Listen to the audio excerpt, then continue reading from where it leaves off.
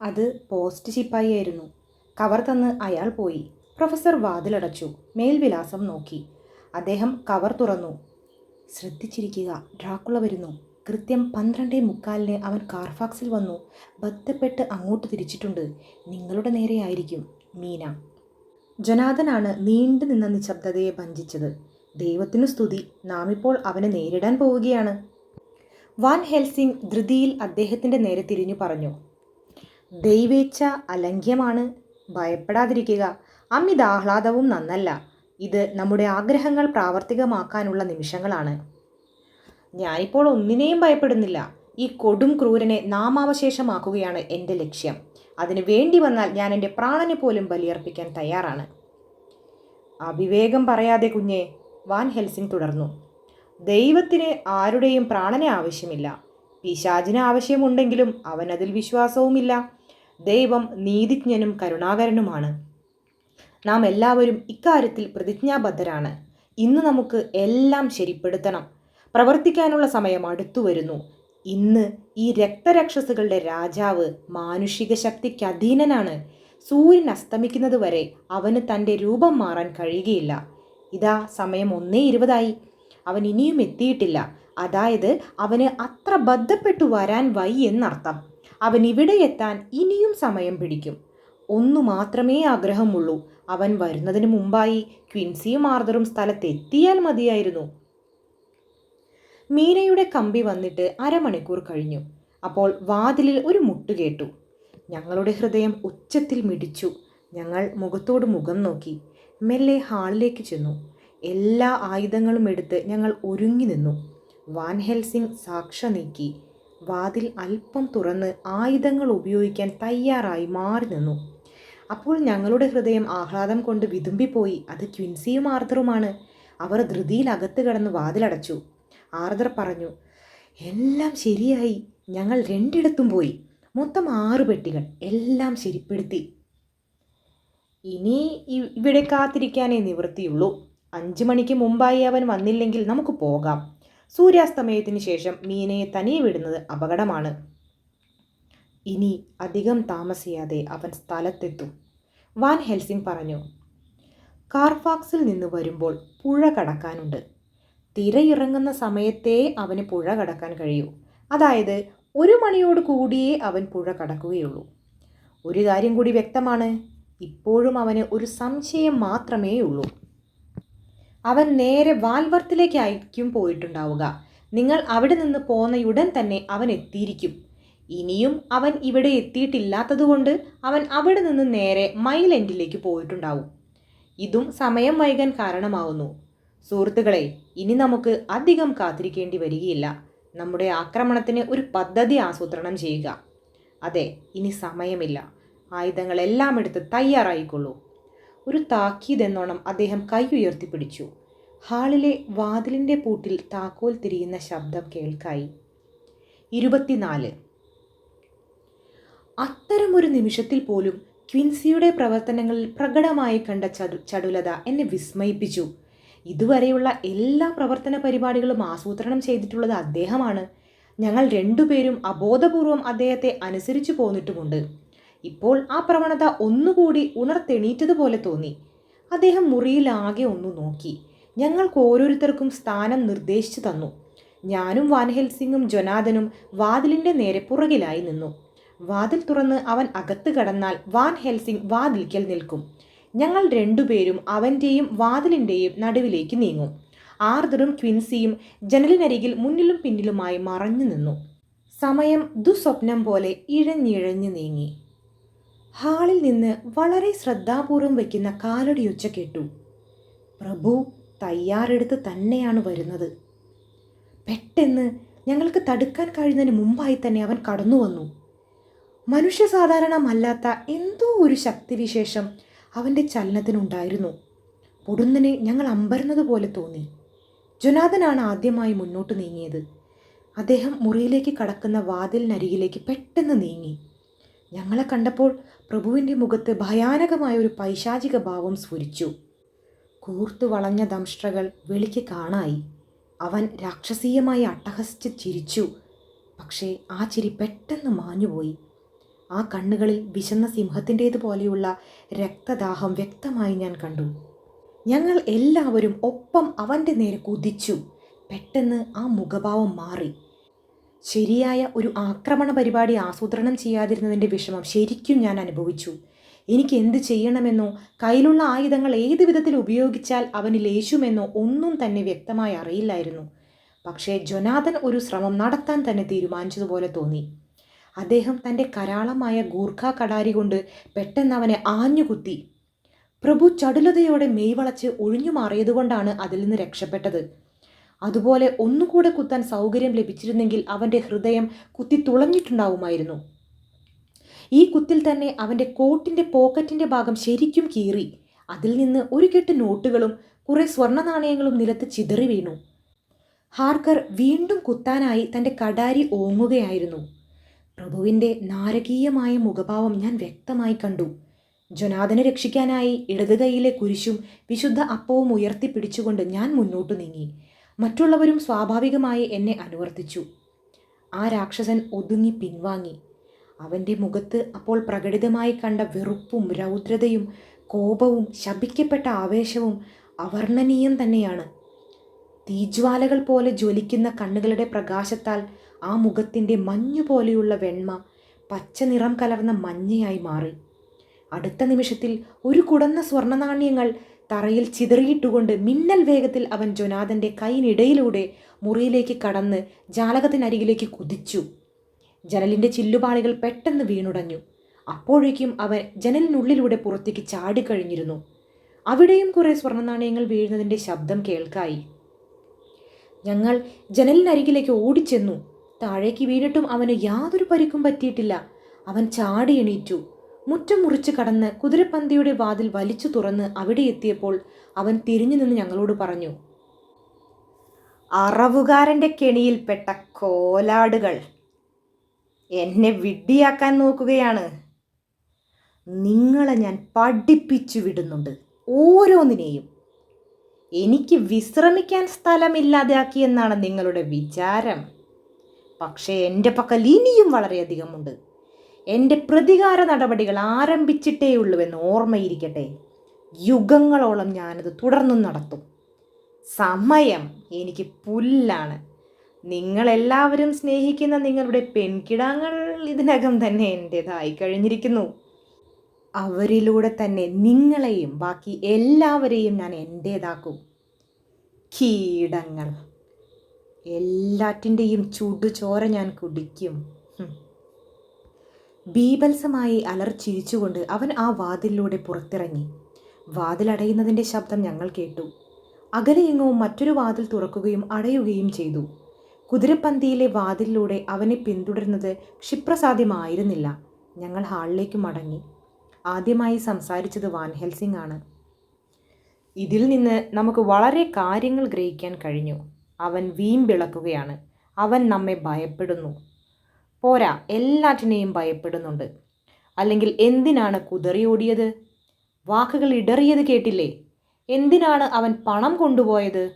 ഇവിടെ ഇനി അവന് ഉപയോഗമുള്ള മറ്റ് യാതൊന്നുമില്ലായിരിക്കും. അതായത് ഇനി ഇവിടേക്ക് തിരിച്ചു വരവുണ്ടാവില്ലെന്നർത്ഥം.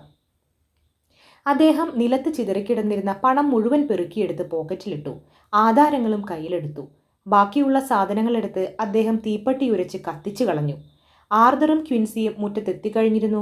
ജൊനാഥനും പ്രഭുവിനെ പിന്തുടരാനായി പുറപ്പെട്ടു. കുതിരാലയത്തിൻ്റെ വാതിൽ പ്രഭു കുറ്റിയിട്ടിരുന്നു. അവരത് തള്ളി തുറന്നു. പക്ഷേ അവിടം ശൂന്യമായിരുന്നു. ഞാനും വാൻ ഹെൽസിംഗും കൂടി കെട്ടിടത്തിൻ്റെ പിറകുവശം പരിശോധിച്ചു. അവൻ അവിടെ എങ്ങുമില്ല. അടുത്തുള്ളവരാരും തന്നെ അവൻ കടന്നു പോകുന്നതും കണ്ടിട്ടില്ല. സമയം അസ്തമയത്തോടടുത്തു. ഞങ്ങളുടെ ഉരു പറന്നുപോയി എന്ന് ഞങ്ങൾ മനസ്സിലാക്കി. പ്രൊഫസർ പറഞ്ഞു, നമുക്ക് നമ്മുടെ മീനയുടെ അരികിലേക്ക് പോവുക. അവിടെ നമുക്ക് ചെയ്യാൻ കഴിയുന്നതൊക്കെ ചെയ്യാനുണ്ട്. അവിടെ എത്തിയാൽ നമുക്ക് അവളെ രക്ഷിക്കാനെങ്കിലും കഴിയും. ഇപ്പോൾ ഒരു പെട്ടി കൂടി ബാക്കിയാണ്. നമുക്ക് അതും കണ്ടുപിടിക്കണം. എന്നാലേ യജ്ഞം അവസാനിക്കുകയുള്ളൂ. ഞങ്ങളെല്ലാവരും വാൻ ഹെൽസിങ്ങിൻ്റെ അഭിപ്രായത്തോട് യോജിച്ചു. ജൊനാഥനെ സമാധാനിപ്പിക്കാനായി കഴിയുന്നത്ര ധൈര്യം സംഭരിച്ചുകൊണ്ടാണ് പ്രൊഫസർ സംസാരിച്ചിരുന്നത്. ആ സാധു മനുഷ്യൻ ആകെ തകർന്നു കഴിഞ്ഞിരുന്നു. കണ്ണുനീരുറന്ന ഒരു ഞരക്കം അദ്ദേഹത്തിൽ നിന്ന് അനിയന്ത്രിതമായി പുറത്തു വന്നു. അദ്ദേഹം തൻ്റെ പ്രേയസിയെപ്പറ്റി ഓർക്കുകയായിരുന്നിരിക്കണം. വേദനാപൂർണമായ ഹൃദയത്തോടു കൂടിയാണ് ഞങ്ങൾ വീട്ടിൽ തിരിച്ചെത്തിയത്. മീന ഞങ്ങളെ കാത്തിരിക്കുകയായിരുന്നു. അവൾ വളരെയധികം ആഹ്ലാദചിത്തയായി കാണപ്പെട്ടു. പക്ഷേ ഞങ്ങളുടെ മുഖഭാവം കണ്ടപ്പോൾ അവൾ ആകെ വിളറിപ്പോയി. ഹൃദയം തുറന്നു പ്രാർത്ഥിക്കുന്നത് പോലെ അല്പസമയം അവൾ കണ്ണടച്ചു നിന്നു. പിന്നീട് പ്രസാദവദനയായി പറഞ്ഞു, നിങ്ങളൊക്കെ എനിക്ക് പ്രിയപ്പെട്ടവരാണ്. നിങ്ങളുടെ വിഷമം എനിക്ക് മനസ്സിലാക്കാൻ കഴിയും. അവൾ തൻ്റെ ഭർത്താവിൻ്റെ ശിരസ് പിടിച്ചു ചുംബിച്ചു. അങ്ങ് വിഷമിക്കാതിരിക്കൂ, ദൈവം നമ്മെ രക്ഷിക്കാതിരിക്കുകയില്ല. ജൊനാഥൻ വിതുമ്പിപ്പോയി. ഞങ്ങളെല്ലാവരും ഒരുമിച്ചിരുന്ന് അത്താഴം കഴിച്ചു. പ്രാതലിന് ശേഷം ഒന്നും തന്നെ കഴിച്ചിട്ടുണ്ടായിരുന്നില്ല. നല്ല വിശപ്പുണ്ടായിരുന്നു. അതുകൊണ്ടോ അതോ ആ സൗഹൃദാന്തരീക്ഷത്തിൻ്റെ ഹൃദ്യത കൊണ്ടോ എന്തോ ഭക്ഷണം കഴിഞ്ഞപ്പോൾ ഒട്ടൊരാശ്വാസം തോന്നി. നാളെ തികച്ചും നിരാശാപൂർണമാണെന്ന് തോന്നിയില്ല. നടന്ന സംഭവങ്ങളെല്ലാം ഒന്നൊഴിയാതെ മീനയെ വിവരിച്ചു പറഞ്ഞു കേൾപ്പിച്ചു. ഹൃദയത്തെ മതിക്കുന്ന വിവിധ ഭാവങ്ങൾ ആ മുഖത്ത് വ്യക്തമായി നിഴലിച്ചിരുന്നു. പക്ഷേ എല്ലാം അവൾ ധൈര്യം അവലംബിച്ച് കേട്ടിരുന്നു. പ്രഭു ഓടിയപ്പോൾ അവൻ്റെ പുറകെ ജൊനാഥൻ യാതൊരു വീണ്ടുവിചാരവുമില്ലാതെ കുതിച്ചത് വിവരിച്ചപ്പോൾ അവൾ അയാളെ മുറുകെ കെട്ടിപ്പിടിച്ചു. തൻ്റെ കരവലയങ്ങൾക്കുള്ളിൽ അദ്ദേഹം എന്നെന്നും സുരക്ഷിതനാണെന്ന ഭാവത്തിൽ. എല്ലാം വിവരിച്ച് കഴിയുന്നത് വരെ അവൾ യാതൊന്നും പറഞ്ഞില്ല. പിന്നീട് തൻ്റെ ഭർത്താവിൻ്റെ കൈ വിട്ടുകൊണ്ട് അവൾ എഴുന്നേറ്റ് നിന്ന് സംസാരിക്കാൻ തുടങ്ങി. ആ രംഗം വിവരിക്കാൻ വയ്യ. യൗവനത്തിൻ്റെ എല്ലാ സൗഭാഗ്യങ്ങളും ഒത്തിണങ്ങിയിട്ടുള്ള നന്മ നിറഞ്ഞ പെൺകിടാവ്. നെറ്റിയിലൊരു വലിയ ചുവന്ന കല. അത് കാണുമ്പോൾ ഞങ്ങൾ ഓരോരുത്തരും പല്ലിറുമുന്നുണ്ടായിരുന്നു. ദയാമസൃണമായ സ്വരത്തിൽ ഉറച്ച വിശ്വാസത്തോടെയാണ് അവൾ സംസാരിച്ചിരുന്നത്. എങ്കിലും ആ കല കാണുമ്പോൾ അവൻ്റെ നേരെയുള്ള വെറുപ്പും കോപവും ഞങ്ങളിൽ ജ്വലിക്കുകയായിരുന്നു. ഇത്രയും അധികം നന്മയും നിഷ്കളങ്കതയും ദൈവവിശ്വാസവും എല്ലാം ഉണ്ടായിട്ടും അവൾ ഈശ്വരനാൽ തിരസ്കൃതയാണെന്നോർത്തപ്പോൾ ഞങ്ങളുടെ രക്തം തിളച്ചു മറയുകയായിരുന്നു. ജൊനാഥൻ, സംഗീതാത്മകമായ സ്വരത്തിൽ അവൾ തുടർന്നു. പ്രിയപ്പെട്ട ജൊനാഥൻ, സ്നേഹം നിറഞ്ഞ കൂട്ടുകാരെ, ഭീതി നിറഞ്ഞ ഈ ദിവസങ്ങളിലും ഒരു കാര്യം ഓർമ്മിപ്പിക്കാൻ ഞാൻ അപേക്ഷിക്കട്ടെ. നിങ്ങൾ അങ്ങേയറ്റം വരെ പൊരുതുമെന്നെനിക്കറിയാം. പ്രേതാത്മികയായ ലൂസിയെ നശിപ്പിച്ച് അവളുടെ ആത്മാവിന് മോക്ഷം കൊടുത്തതുപോലെ നിങ്ങൾ അവനെയും നശിപ്പിക്കുമെന്നും എനിക്കറിയാം. പക്ഷേ അത് ഭർത്സിക്കപ്പെടേണ്ട ഒരു കൃത്യമല്ല. ഈ ദുരന്തങ്ങളെല്ലാം ഉണ്ടാക്കി വെച്ചിട്ടുള്ള ആ ആത്മാവാണ് എല്ലാറ്റിലും അനുകമ്പനീയമായിട്ടുള്ളത്. മോക്ഷം ലഭിക്കുമ്പോൾ അതിനുമുണ്ടാകുന്ന ആനന്ദാതിരേകത്തെപ്പറ്റി ചിന്തിച്ചു നോക്കൂ. നിങ്ങൾ അതിൻ്റെ നേരെ അനുകമ്പയുള്ളവരായിരിക്കണം. എനിക്കറിയാം, ഈ ഭാവം നിങ്ങളെ സ്വന്തം കടമയിൽ നിന്ന് വ്യതിചലിപ്പിക്കുകയില്ല. ജൊനാഥൻ്റെ മുഖം വലിഞ്ഞു മുറുകി. അദ്ദേഹം പിടഞ്ഞെഴുന്നേറ്റ് അവളുടെ കൈപ്പിടിയിൽ നിന്ന് കുതറി മാറിക്കൊണ്ട് പറഞ്ഞു, ആദ്യമായി അവനെ എൻ്റെ കയ്യിലിങ്ങ് കിട്ടട്ടെ. ഞാൻ അവനെ കശാപ്പ് ചെയ്യും. അവൻ്റെ ആത്മാവിനെ ഞാൻ ശാശ്വതമായി പറഞ്ഞയക്കാം. സ്വർഗത്തിലേക്കല്ല, തിളച്ചു മറിയുന്ന നരകക്കുണ്ടിലേക്ക്. ഹോ, നിർത്തൂ. ദൈവത്തെ വിചാരിച്ച് നിർത്തൂ ജൊനാഥൻ. അത്തരം വാക്കുകൾ ഉച്ചരിക്കാതിരിക്കൂ. അതെന്നെ ഭയവിഹ്വലയാക്കുന്നു. ഞാൻ കുറേ ദിവസമായി ചിന്തിച്ചു വരികയായിരുന്നു. അതെ, അത് തന്നെ. ഒരുപക്ഷെ എന്നെങ്കിലും ഒരു ദിവസം അങ്ങനെ ഒരനുകമ്പയ്ക്ക് ഞാനും പാത്രമാകേണ്ടി വന്നേക്കും. അന്ന് അങ്ങയെപ്പോലെ വേറൊരാൾ ശരിയായ കോപകാരണത്തോടെ തന്നെ മോക്ഷദാനവും അനുകമ്പയും എനിക്ക് നിഷേധിക്കുകയും ചെയ്തേക്കാം. എൻ്റെ പ്രാണേശ്വര, ഞാനിങ്ങനെ പറയുകയില്ലായിരുന്നു. ഈശ്വരൻ അനുഗ്രഹിച്ചിട്ട് അങ്ങയുടെ വാക്കുകളിൽ യാതൊരു ദുസ്സൂചനയും ഇല്ലാതിരിക്കട്ടെ. എനിക്കറിയാം, ഹൃദയം തകർക്കുന്ന വേദന കൊണ്ടാണ് അങ്ങ് അങ്ങനെ പറഞ്ഞത്. എൻ്റെ ഈശ്വര. ഞങ്ങളെല്ലാവരുടെയും കണ്ണുകൾ നിറഞ്ഞു കഴിഞ്ഞിരുന്നു. ആർക്കും തന്നെ അത് തടുക്കാൻ കഴിഞ്ഞില്ല. ഞങ്ങളെല്ലാവരും മതി വരുവോളം കരഞ്ഞു. ജൊനാഥൻ മുട്ടുകുത്തി നിന്ന് മീനയെ ചുറ്റിപ്പിടിച്ച് മുഖം മറച്ചു പിടിച്ച് തേങ്ങിക്കൊണ്ടിരുന്നു. പ്രൊഫസർ എണീറ്റ് ഞങ്ങളോട് ആംഗ്യം കാണിച്ചു. പ്രണയപരിതപ്തരായ 2 ആത്മാക്കളെയും തനിയെ വിട്ടുകൊണ്ട് ഞങ്ങളെല്ലാവരും മുറിവിട്ട് പുറത്തേക്ക് പോന്നു. പോരുന്നതിന് മുമ്പായി പ്രൊഫസർ മുറിയിലേക്ക് രക്തരക്ഷസ് പ്രവേശിക്കാതിരിക്കാനുള്ള എല്ലാ മുൻകരുതലുകളും എടുത്തു. മീനയോട് ഭയപ്പെടാൻ ഒന്നുമില്ലെന്ന് പ്രത്യേകം പറഞ്ഞു. അവളത് വിശ്വസിക്കാൻ ശ്രമിക്കുകയായിരുന്നു. ഭർത്താവിനെ ആശ്വസിപ്പിക്കാനായി അവൾ ശാന്തതയെ അഭിനയിക്കുകയും ചെയ്തു. അവർക്ക് കൈയെത്താവുന്നത്ര ദൂരത്തായി വാൻ ഹെൽസിംഗ് ഒരു മണി ശരിപ്പെടുത്തി വെച്ചു. എന്തെങ്കിലും അത്യാവശ്യം വന്നാൽ 2-ൽ ഒരാൾ അത് അടിക്കണമെന്ന് പ്രത്യേകം ഏർപ്പാട് ചെയ്തു. ഞാനും ആർതറും ക്വിൻസിയും ഇടവിട്ട് രാത്രി മുഴുവൻ കാവലിരിക്കാൻ തീർച്ചപ്പെടുത്തി. ക്വിൻസി ആദ്യം ഇരിക്കാമെന്നേറ്റു. അതിനാൽ ഞങ്ങൾ കിടക്കാൻ പോയി. ജൊനാഥൻ്റെ ഡയറി ഒക്ടോബർ 3, 4. അർദ്ധരാത്രിയോടടുത്ത് ഇന്നലത്തെ ദിവസം ഒരിക്കലും അവസാനിക്കുകയില്ലെന്ന് ഞാൻ വിചാരിച്ചു പോയി. നേരം പുലരുമ്പോഴേക്ക് എന്തെങ്കിലും ഒരു മാറ്റം പ്രകടമായി കാണാമെന്ന പ്രതീക്ഷയുണ്ടായിരുന്നതിനാൽ എനിക്ക് ഉറങ്ങണമെന്ന് തോന്നി. ഞങ്ങൾ പിരിയുന്നതിന് മുമ്പ് അടുത്ത പടിയായി എന്ത് ചെയ്യണമെന്ന് ചർച്ച ചെയ്തു. പക്ഷേ ഒരു തീരുമാനത്തിലെത്താൻ സാധിച്ചില്ല. ഒരു കാര്യം മാത്രമേ ഞങ്ങൾക്കറിയൂ: ഒരു പെട്ടി ബാക്കിയാണ്. അതെവിടെയാണെന്ന് പ്രഭുവിന് മാത്രം അറിയാം. അവൻ ഒളിച്ചിരിക്കാൻ തീരുമാനിക്കുകയാണെങ്കിൽ കൊല്ലങ്ങളോളം അവന് ഞങ്ങളെ കളിപ്പിച്ചു നടക്കാം. അതിനിടയിൽ എനിക്കത് ചിന്തിക്കാൻ തന്നെ വയ്യ. അത്രയ്ക്ക് ഭയാനകമാണത്. ഒരു കാര്യം എനിക്ക് വ്യക്തമായി അറിയാം: എൻ്റെ ഓമന ഉത്തമ സ്ത്രീകളുടെ ശിരോരത്നമാണ്. അവളിൽ ഇന്നലെ രാത്രി പ്രകടമായി കണ്ട അനുകമ്പാഭാവം അവൻ്റെ നേരെയുള്ള എന്നിലെ അമർഷത്തെപ്പോലും തുടച്ചു നീക്കിക്കളഞ്ഞു. ഇപ്പോൾ ഞാൻ അവളെ 1000 മടങ്ങ് കൂടുതൽ സ്നേഹിക്കുന്നു. മീന ശാന്ത ചിത്തയായി ഉറങ്ങുകയാണ്. വല്ലാതെ തളർന്നിരിക്കുന്നുവെങ്കിലും എനിക്ക് ഉറക്കം തീരെ വരുന്നില്ല. പക്ഷേ എങ്ങനെയെങ്കിലും ഉറങ്ങാൻ ശ്രമിക്കട്ടെ.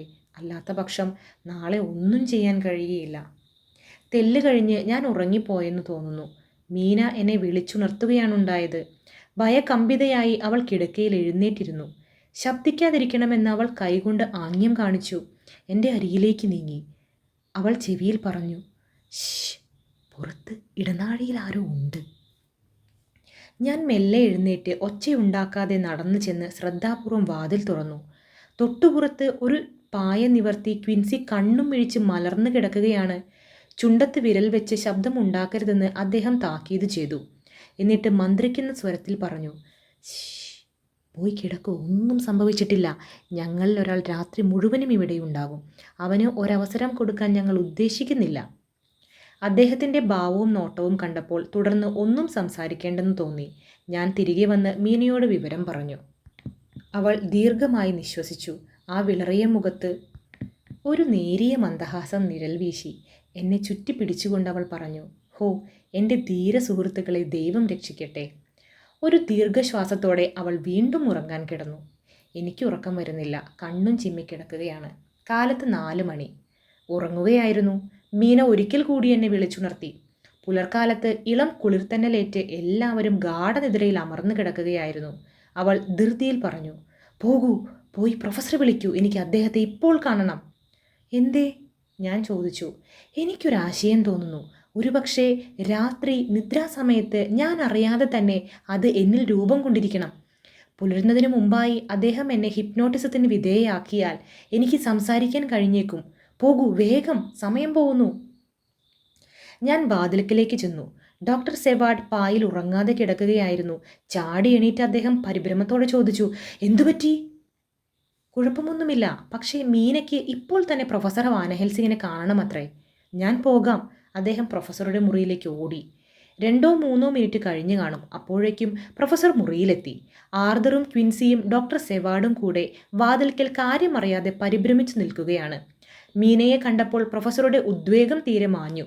അദ്ദേഹം ഒന്ന് പുഞ്ചിരിച്ചു. കൈകൾ കൂട്ടിത്തിരുമ്മിക്കൊണ്ട് അദ്ദേഹം പറഞ്ഞു, എൻ്റെ പ്രിയപ്പെട്ട മീന, ഇതൊരു യഥാർത്ഥ മാറ്റമാണ്. നോക്കൂ ജൊനാഥൻ, ഇന്നിതാ നമ്മുടെ മീന അവളുടെ ആദ്യകാലങ്ങളിലെ പോലെ തന്നെ ഉല്ലാസവതിയായിരിക്കുന്നു." പിന്നീട് അവളുടെ നേരെ തിരിഞ്ഞ് അദ്ദേഹം ഉത്സാഹത്തോടെ ചോദിച്ചു, "മീന, ഞാൻ എന്തു വേണം? പറയൂ, എന്തിനാണ് എന്നെ ഈ സമയത്ത് വിളിച്ചത്?" "എന്നെ ഹിപ്നോട്ടിസത്തിന് വിധേയയാക്കൂ. പുലരുന്നതിന് മുമ്പ് തന്നെ വേണം. എന്നാൽ എനിക്ക് സംസാരിക്കാൻ കഴിയുമെന്ന് തോന്നുന്നു. വേഗം വേഗം, സമയം കഴിയുന്നു." ഒന്നും സംസാരിക്കാതെ അദ്ദേഹം കിടക്കയിലിരുന്നു. കണ്ണുകളിലേക്ക് ഉറ്റുനോക്കിക്കൊണ്ട് അദ്ദേഹം ഓരോ കൈയും മാറി മാറി അവളുടെ മുന്നിലേക്ക് വീശിക്കൊണ്ടിരുന്നു. മീനയും അദ്ദേഹത്തിൻ്റെ കണ്ണുകളിലേക്ക് തന്നെ തറച്ചു നോക്കി. എന്തൊക്കെയോ സംഭവിക്കാൻ പോകുന്നതായി എനിക്ക് തോന്നി. എൻ്റെ ഹൃദയം ശക്തിയായി മിടിച്ചു. ക്രമേണ അവൾ കണ്ണുകളടച്ച് ഇളകാതിരിപ്പായി. ആ മാറിടം മന്ദം മന്ദം ഉയർന്നു താഴ്ന്നതിൽ നിന്ന് മാത്രമേ അവൾ സചേതനയാണെന്ന് മനസ്സിലാക്കാൻ കഴിയുമായിരുന്നുള്ളൂ. പ്രൊഫസർ നിർത്തിയപ്പോൾ അദ്ദേഹത്തിൻ്റെ വിശാലമായ നെറ്റിത്തടത്തിൽ മുത്തുമണികൾ പോലെ നിറയെ വിയർപ്പ് കണങ്ങൾ പൊടിഞ്ഞു നിന്നിരുന്നു. മീന കണ്ണു തുറന്നു. പക്ഷേ അവൾ ആകെ മാറിക്കഴിഞ്ഞിരുന്നു. അവൾ അലക്ഷ്യമായി വിദൂരതയിൽ എങ്ങോ നോക്കിക്കൊണ്ടിരുന്നു. അവളുടെ സ്വരത്തിൽ വേദനയൂറുന്ന ഒരു സ്വപ്നാത്മകത സ്ഫുരിച്ചു നിന്നു. ഇതെനിക്ക് തികച്ചും അപരിചിതമായിരുന്നു. നിശബ്ദനായി കൈയുയർത്തി പ്രൊഫസർ മറ്റുള്ളവരെ അകത്തേക്ക് ക്ഷണിച്ചു. അവർ പെരുവിരലിൽ നടന്നു വന്ന് കട്ടിലിൻ്റെ കാൽക്കലായി ശ്രദ്ധിച്ചുകൊണ്ട് നിന്നു. മീന അവരെ കണ്ടതേയില്ലെന്ന് തോന്നി. പ്രൊഫസർ മിതമായ സ്വരത്തിൽ ചോദ്യം ആരംഭിച്ചു.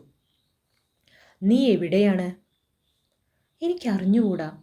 ഉറക്കത്തിന് തനതായ ഒരു ദേശമില്ല. തെല്ലു നേരത്തേക്ക് ആരും ഒന്നും സംസാരിച്ചില്ല. മീന ഇളകാതെ തന്നെ ഇരുന്നു. പ്രൊഫസർ അവളിൽ നിന്ന് കണ്ണെടുക്കാതെ തറച്ചു നോക്കിക്കൊണ്ടിരുന്നു. ഉറക്കെ ശ്വാസം വിടാൻ പോലും ഞങ്ങൾക്ക് ഭയമായി. മുറിയിൽ പ്രകാശം കൂടി വന്നു. മീനയിൽ നിന്ന് കണ്ണെടുക്കാതെ ജനവാതിൽ തുറക്കാൻ പ്രൊഫസർ ആംഗ്യം കാണിച്ചു. ഞാൻ ജനവാതിൽ തുറന്നു. പ്രകാശം മുറിയിലേക്ക് അടിച്ചു കയറി. പെട്ടെന്ന് പ്രൊഫസർ വീണ്ടും ചോദിച്ചു, നീ ഇപ്പോൾ എവിടെയാണ്? മറുപടി ഉണ്ടായത് മയക്കത്തിൽ സംസാരിക്കുന്നത് പോലെയാണ്. യാതൊരു ഉദ്ദേശവുമില്ലാതെയാണ് സംസാരിക്കുന്നതെന്ന് തോന്നി. എനിക്കറിഞ്ഞുകൂടാ. എനിക്കിതെല്ലാം പുത്തിരിയാണ്. എന്താണ് കാണുന്നത്? ഒന്നും കാണുന്നില്ല. എങ്ങും ഇരുട്ടാണ്. എന്താണ് കേൾക്കുന്നത്? പ്രൊഫസറുടെ ശബ്ദത്തിൽ ലയിച്ചിരുന്ന വിഷമം വ്യക്തമായി മനസ്സിലാക്കാൻ കഴിഞ്ഞു. വെള്ളം ഓളമടിക്കുന്ന ശബ്ദം. അത് തൊട്ടടുത്തായി ഇളകി മറിയുന്നു. കൊച്ചു തിരകൾ അലച്ചൊഴുകുന്നു. അപ്പുറത്ത് ആ ശബ്ദം ഞാൻ വ്യക്തമായി കേൾക്കുന്നു. അപ്പോൾ നീ ഒരു കപ്പലിലാണോ? ഞങ്ങൾ ഓരോരുത്തരും പരസ്പരം മിഴിച്ചു നോക്കി. പെട്ടെന്നാണ് മറുപടി ഉണ്ടായത്. ഓ അതെ. പിന്നെ എന്താണ് നീ കേൾക്കുന്നത്? തലയ്ക്ക് മുകളിലായി ആൾക്കാർ അങ്ങുമിങ്ങും ഓടി നടക്കുന്നതിൻ്റെ ശബ്ദം. ഇതാ ഒരു ചങ്ങല കിലുങ്ങുന്നു. എന്തോ കനമുള്ളൊരു വസ്തു വെള്ളത്തിലേക്ക് വീഴുന്നു. നീ എന്താണ് ചെയ്യുന്നത്? ഇളകുന്നില്ല. ഓ, അനക്കം തന്നെയില്ല. ഇത് മരണതുല്യമായിരിക്കുന്നു. ആ ശബ്ദം ക്രമേണ നിലച്ചു. ഉറക്കത്തിൽ എന്നോണം അവൾ ദീർഘമായി നിശ്വസിച്ചു. ആ കണ്ണുകൾ വീണ്ടും അടഞ്ഞു.